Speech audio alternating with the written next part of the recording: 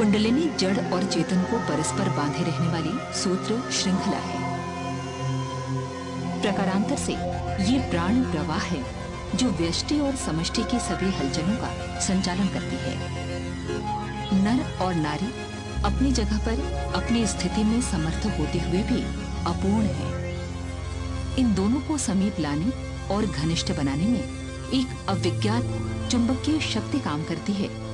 इसे कुंडलिनी की एक चिंगारी कह सकते हैं।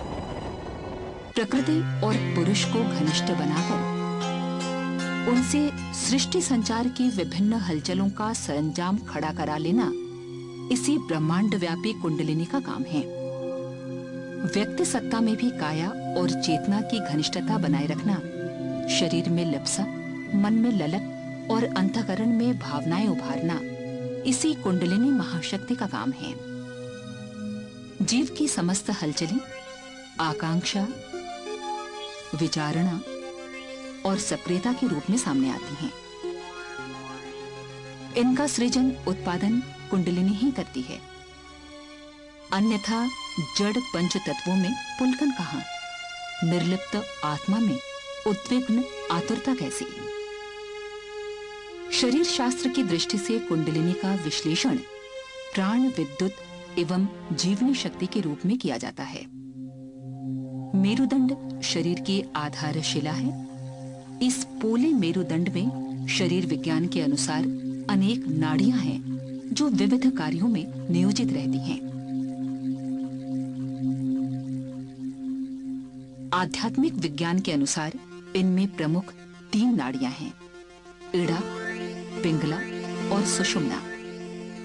इड़ा पिंगला की 2 धाराएं मिलकर सुषुम्ना की सृष्टि करती हैं। सुषुम्ना नाड़ी के अंतर्गत भी 3 अत्यंत सूक्ष्म धाराएं प्रवाहित होती हैं, जिन्हें वज्रा, चित्रणे और ब्रह्म नाड़ी कहते हैं। ये ब्रह्म नाड़ी मेरुदंड के निचले भाग में अवस्थित मूलाधार चक्र के एक काले वर्ण के षटकोण वाले परमाणु से लिपटकर बंध जाती है। षटकोण परमाणु को योगिक ग्रंथों में कूर्म कहा गया है। कूर्म में ब्रह्मनाड़ी के गुंथन को आध्यात्मिक भाषा में कुंडलिनी कहते हैं।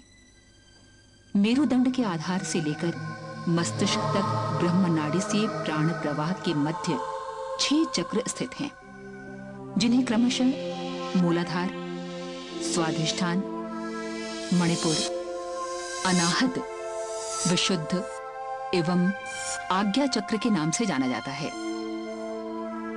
मस्तिष्क में प्रविष्ट होने पर यह नाड़ी हजारों रश्मियों में बिखर जाती है, जिन्हें सहस्रार की संख्या दी गई है। मूलाधार चक्र से प्राण का प्रवाह कुंडलिनी की सामान्य सुषुप्तावस्था में जीवन के लिए आवश्यक प्राण विद्युत प्रदान करता है। साधना द्वारा इसका ऊर्ध्वगमन होता है।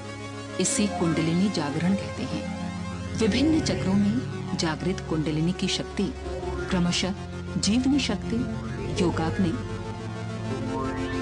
अंतः ऊर्जा,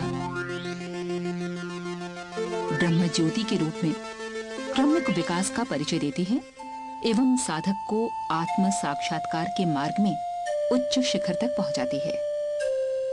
कुंडलिनी जागरण की कई साधनाएं हैं। सर्वाधिक प्रभावशाली रूप में विभिन्न योग मुद्राओं और प्राणायाम के साथ मूलाधार चक्र में गायत्री की देवता सविता अर्थात प्रातःकालीन उदीयमान सूर्य के तेज का ध्यान किया जा सकता है।